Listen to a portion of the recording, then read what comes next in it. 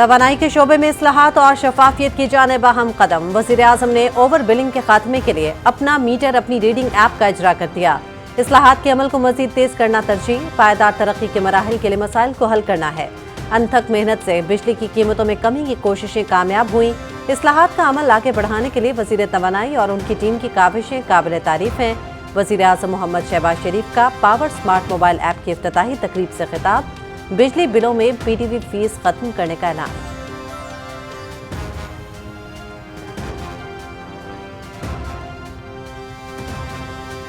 حکومت عوام کی سہولیات کی فراہمی کے لیے پرعزم، اصلاحات کے عمل میں ٹیکنالوجی کے ذریعے شفافیت کے لیے اقدامات جاری۔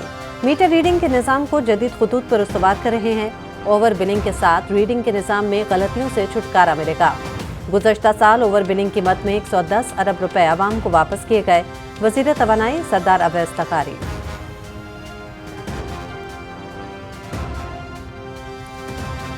نائب وزیر اعظم محمد اسحاق ڈار اور ترکی کے وزیر خارجہ حاقان فیدان کا ٹیلی فون پر رابطہ، دو طرفہ اور کثیر الطرفہ تعاون پر تبادلہ خیال۔ دونوں رہنماؤں نے کوالالمپور میں ہونے والے آئندہ آسیان ریجنل فورم کے بارے میں بھی بات کی۔ ترجمان دفتر خارجہ شفقت علی خان۔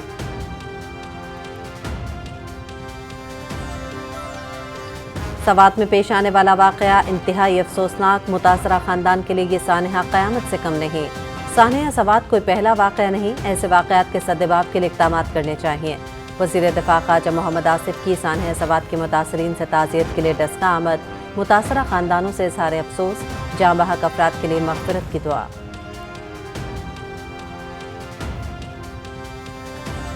شفافیت، مسلم لیگ نون کی حکومت کا ترا امتیاز۔ وزیر اعلیٰ پنجاب نے کسانوں کی فلاح و بہبود کے لیے انقلابی اقدامات اٹھائے۔ شفافیت اور قراندازی سے گرین ٹریکٹر اسکیم کے تحت کسانوں میں مفت ٹریکٹرز کی تقسیم۔ پی ٹی آئی کی نااہلی اور بدعنوانی نے ملک کو ڈیفالٹ کے دہانے پر لا کھڑا کیا۔ وفاقی وزیر احسن اقبال کا نارووال میں بذریعہ قراندازی مفت ٹریکٹرز حاصل کرنے والے کسانوں میں چابیاں تقسیم کرنے کی تقریب سے خطاب۔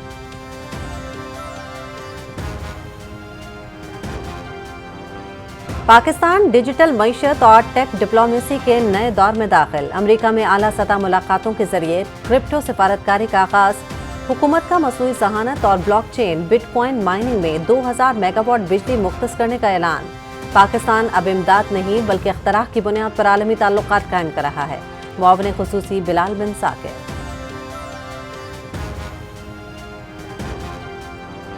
مودی سرکار کے پہلگام فالس فلیگ اور آپریشن سندور کی کامیابی کے دعوے بے نقاب۔ معروف کالم نگار سشانت سنگھ نے پہلگام حملے سے آپریشن سندور تک کی مودی کی ناکامیوں کو آشکار کر دیا۔ فوجی رد عمل سے سبق نہ سیکھنے تک بھارت کا مستقبل تاریک دکھائی دیتا ہے، سشانت سنگھ۔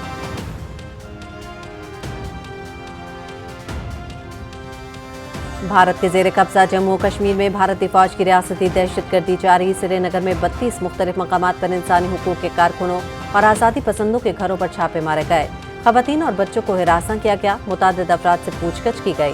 مقامی لوگوں کے مطابق پہلگام واقعے کے بعد چھاپوں اور گرفتاریوں کے سلسلے میں تیزی آئی ہے۔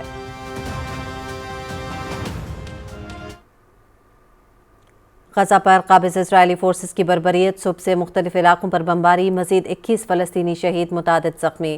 خان یونس میں دھماکے سے کثیر المنزلہ رہائشی عمارت تباہ۔ غزہ شہر میں مکان پر فضائی حملے میں 2 بچے شہید۔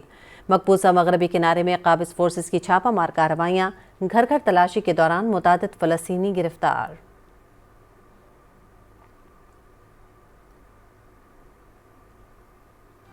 ملک کے مختلف علاقوں میں پری مانسون بارشوں کا سلسلہ جاری۔ اگلے 24 گھنٹے میں سندھ کے جنوبی شہروں کراچی، حیدرآباد، ٹھٹھہ، بدین اور میرپور خاص میں اربن فلڈنگ کا خدشہ۔